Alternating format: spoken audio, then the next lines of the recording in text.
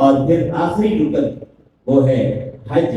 حج جسے صاحب نصاب ہو، جس کے پاس حج کے لیے آنے جانے کے اخراجات، اور اگر یہ اپنے گھر کا کفیل ہے تو اس صورت میں اس کی غیر موجودگی میں اس کے زیر کفالت افراد کا خرچہ اس کے گھر میں موجود ہو تو پھر اسے حج کی اجازت ہے. حج کی اجازت اسی وقت ہے جب پیچھے والوں کا خرچہ موجود ہو. اس سے بہت سی باتیں اور بھی سمجھ میں آ جاتی ہیں.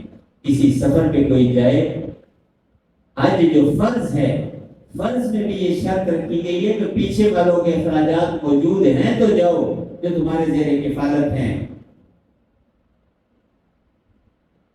بہت سے لوگ حج کے سفر کے علاوہ اور سفر ایسا کرتے ہیں کہ گھر والوں کو اسی طرح چھوڑ کے چلے جاتے ہیں.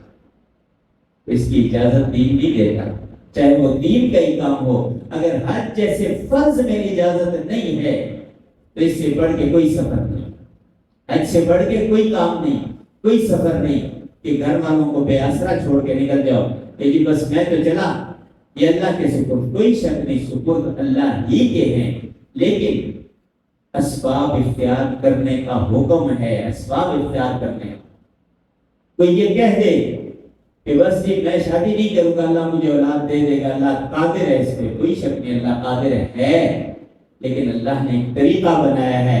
وَلَن تَجِدَ لِسُنَّتِ اللَّهِ تَبْدِيلًا. اللہ اپنے طریقے کو نہیں چھوڑتا، وہ اللہ کا طریقہ ہے. تو اللہ نے اسباب اختیار کرنے کا حکم دیا ہے. اسی لیے تو قرآن کریم میں اللہ نے فرما دیا وَجَعَلْنَا اللَّيْلَ لِبَاسًا وَجَعَلْنَا النَّهَارَ مَعَاشًا. اللہ کیا اس پہ قادر نہیں کہ رزق کسی طرح لا کے ہمارے سامنے رکھ دے؟ اللہ قادر ہے، لیکن اللہ کا ایک طریقہ ہے، اس طریقے کے مطابق اللہ چلتے ہیں.